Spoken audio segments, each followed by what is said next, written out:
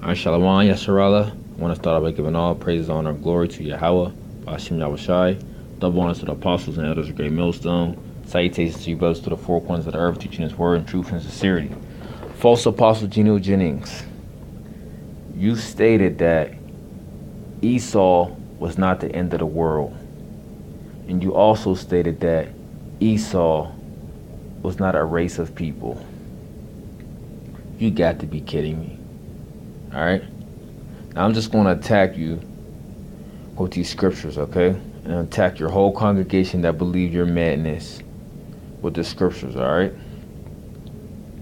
2nd Esdras 6 verse 7. Then answered I and said, what shall be the parting asunder of thy times? Or when shall be the end of the first and the beginning of it that followeth? That means what? Okay? Something must go down and something must arise after it. Okay?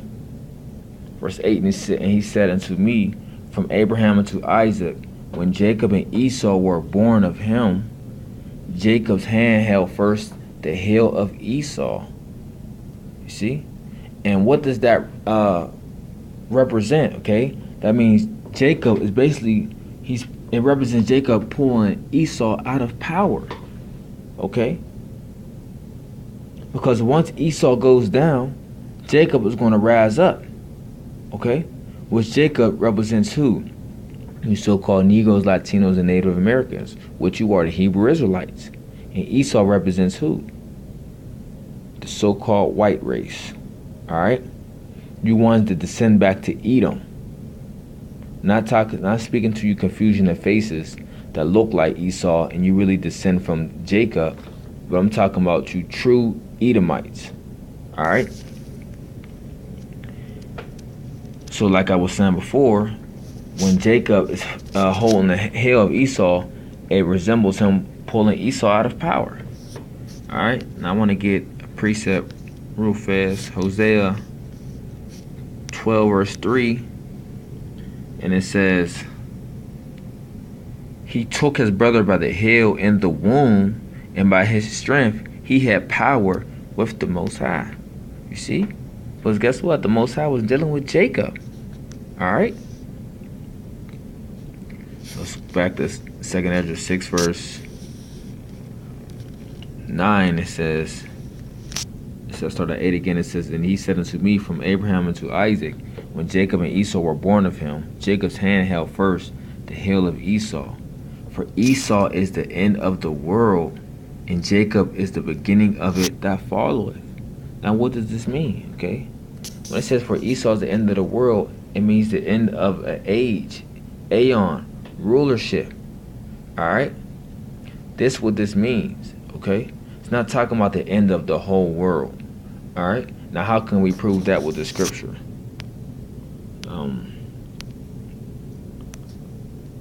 Ecclesiastes 1 verse 4. And it reads, it says, one generation passeth away, and another generation cometh, but the earth abideth forever. Okay, so the whole world is not going to be done away with. Okay? So what you see is one generation or a nation of people going down and another nation of people rising up after them to rule. Alright? In true righteousness. Okay? So back at 2nd Esdras 6 verse 9, it says, for Esau is the end of the world, and Jacob is the beginning of it that followeth. You see? So now you know it's not talking about the world perishing, but it's speaking of their world is ending, okay? Because this is their kingdom. Alright? This is their kingdom which lies in wickedness. And it's coming to an end as we speak. Okay? Now, he made a statement that, oh, Esau is not a race of people. Let's see what Genesis 25 say. Alright? And also, I have a side note, okay?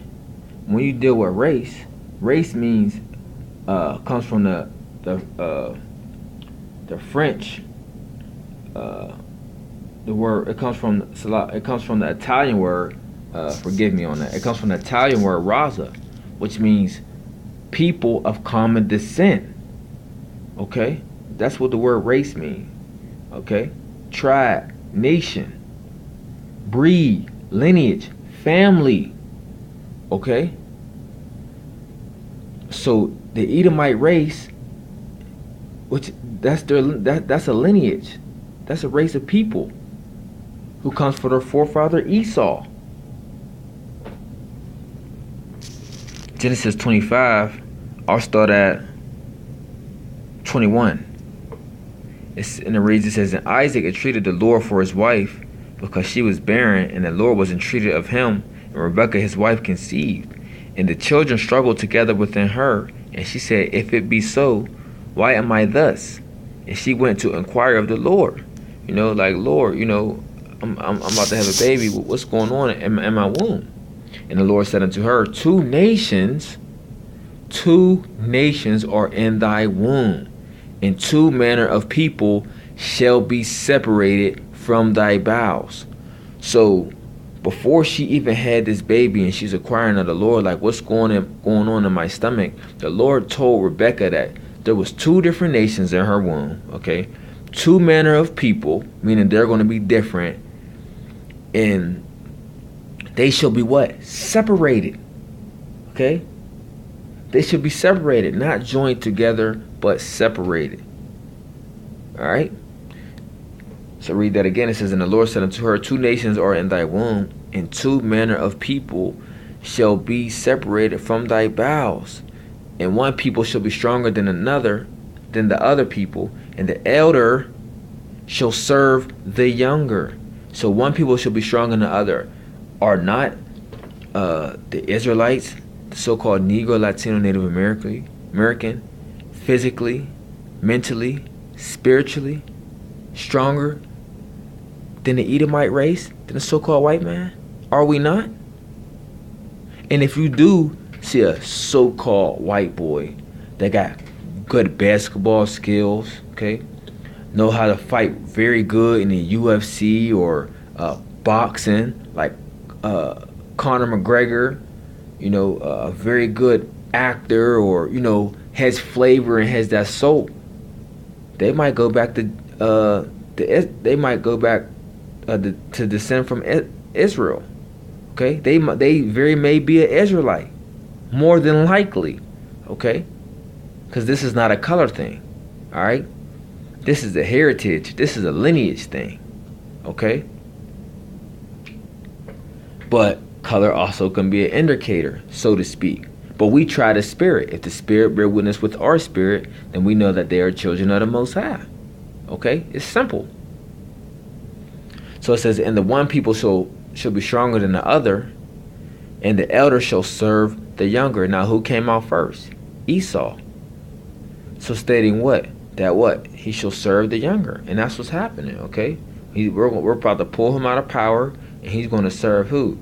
The children of Israel. Okay? If you know anything, Jacob is the father that had 12 patriarchs, which represents the 12 tribes of the children of Israel. Okay? But false apostle Gino Jennings, you said Esau was not a nation, but the scriptures say otherwise. You see? So the Lord is just going to destroy you, man. All right. Verse 24, and when her days to be delivered were fulfilled, behold, there were twins in her womb. So even that they were twins, they were still two separate nations, two different manners of people. Okay. And that what they should be separated, and she was going to have one child stronger and the other not. Okay. And the first came out red all over like a hairy garment, and they called his name Esau. Okay. And when you say Esau in the Hebrew, it's Ashashwa. Okay, meaning he wasted away because he didn't have no pigmentation. All right. And after that came his brother out, and his hand took the hold on hold on Esau's hill, and his name was called Jacob, and Isaac was 60 years old when she bare them. Now, why didn't they give you a description of Jacob's? Why didn't they give you a description of Jacob? Because he looked regular. He looked like everyone else, of a dark skin complexion. Esau was the only one that came out looking like that. Okay? Which he had the mark of Cain. He had leprosy. He was unclean. That's why the Lord called him Ishashwa, meaning he wasted away. Alright? And he came out what? In the first came out red, okay? Because what? Esau is really a red man, okay? He's not white. Alright? You slap him, he turn red. He get cold, he turn red. He laugh too hard, he turn red. Tell me that's not the so-called white man. Okay? But this just proves it that Esau is a nation of people. You see? So you going off, man. So now let's go back to 2 Esdras 6 and 9. Or start at verse 7. So now you can have more clarity of what this clown is not breaking down the right way. 2 Esdras 6 verse 7, it says, Then answered I and said, What shall be the parting asunder of the times? Or what shall be the end of the first and the beginning of it that followeth? And he said unto me, From Abraham unto Isaac, when Jacob and Esau were born of him, Jacob's hand held first the hill of Esau. For Esau is the end of the world, and Jacob is the beginning of it that followeth. You see? So that's plain, man. Alright? Esau is for surely the end of the world. Okay? It's the end of his what? End of his age. The end of his rulership. Alright? Now, before I close out, I want to give you a few definitions of the word world. Alright? Because many of you people, you just think world, you just think of the whole world. And there's many different definitions of the word world. And to get the proper understanding of the Bible, you have to go back into the original language that it was written in, which the Old Testament was written in Hebrew, and the New Testament was written in Greek. Alright? So now you have Matthew 24 and 3.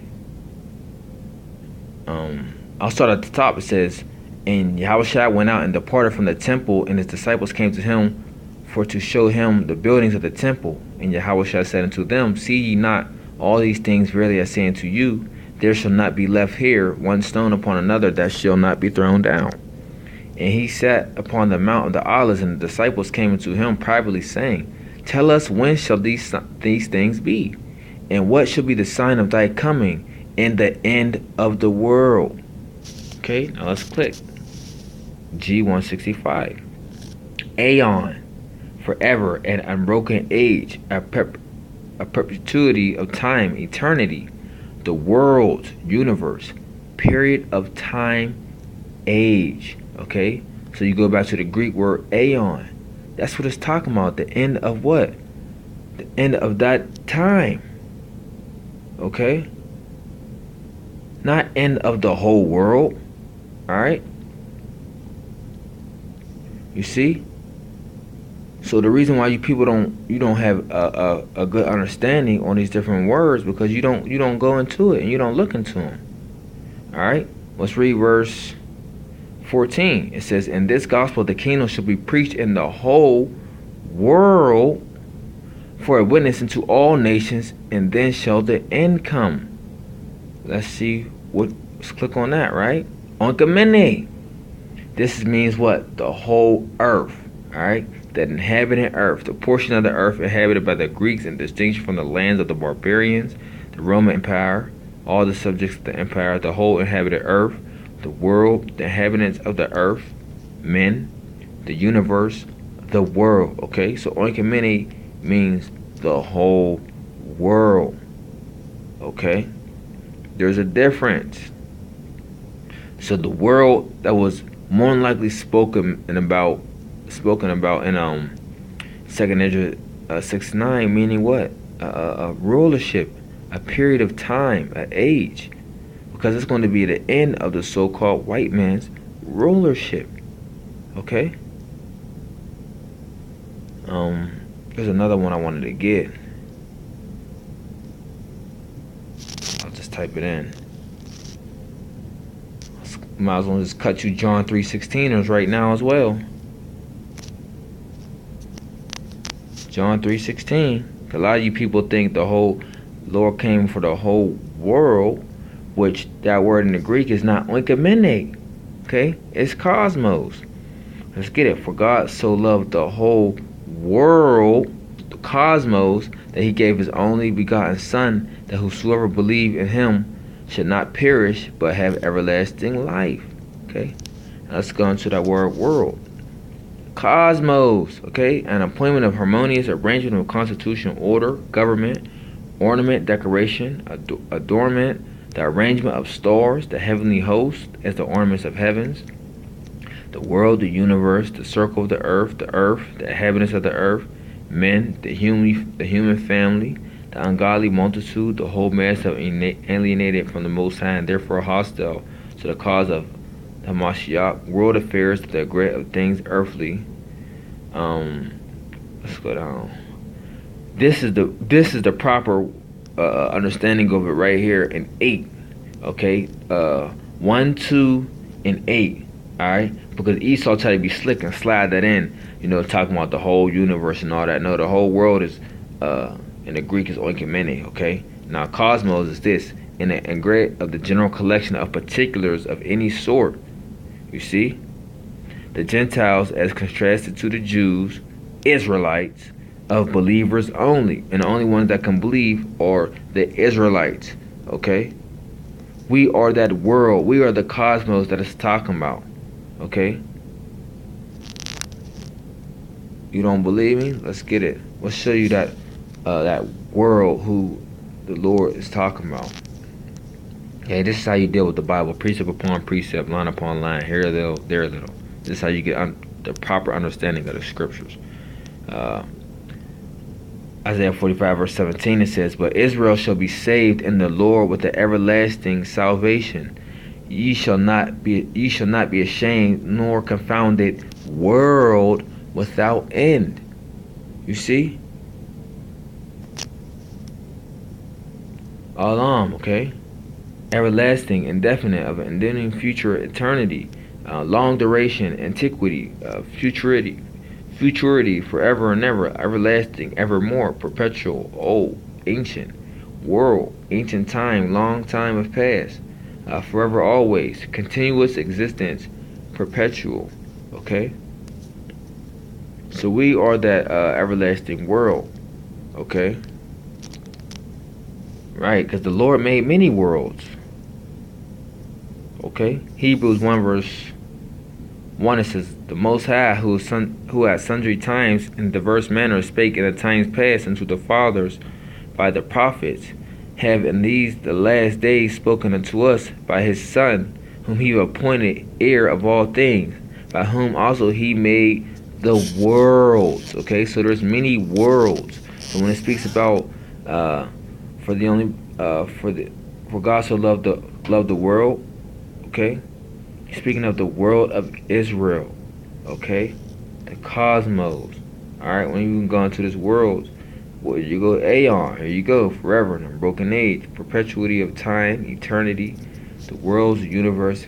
But here you the point, period of time and age. Okay, that's what it means. All right. So that was just a bonus I wanted to add on. Okay, just because I had to go into the definition of the word worlds. But the point still stands. Esau is the end of the world. Jacob is the beginning of the fall of Esau, being a representation of the so-called white man, descends from Esau today. Okay, and Jacob representing the 12 tribes of the children of Israel. Okay, which are your so-called Negroes, Latinos, and Native Americans of Negro and Indian descent. Also to you confusion of face brothers and sisters out there as well that scattered throughout the four corners of the earth. That descend from Abraham, Isaac, and Jacob. Shalom.